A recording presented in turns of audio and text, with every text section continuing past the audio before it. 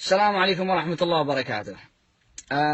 قضية واضحة، قضية معروفة، قضية واقعية، قضية ظلمت، قضية نهبت، قضية خذلت، قضية الجميع يتكلم عليها ونسيها وظلمها وقتلها وهان أبنائها. لا، متى نسكت؟ لا تكلمني على عنصرية وعلى مناطقية. صاحب الجنوب ابن عدن بيقاتل في حرب المقاومة ضد حثالات عفاش والحوثي، صاحب عدن بيقاتل في الضالع، صاحب الضالع يقاتل في شبوة، صاحب شبوة بيقاتل في أبين.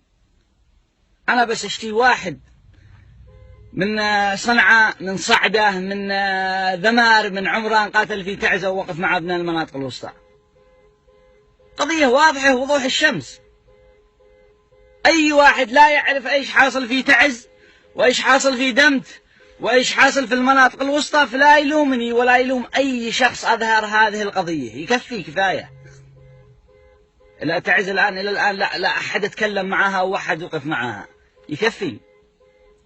قولوا علي برغلي أو لغلغي أو ما سبق، قولوا حراكي وانفصالي لن تزيحوا كلمتي، قولوا جهادي داعشي أو لقبوني مرتزق، تبقى بلادي أب ورض الحالمة هي ديرتي، قولوا وقولوا لن ينالوا عزتي بعد السرق.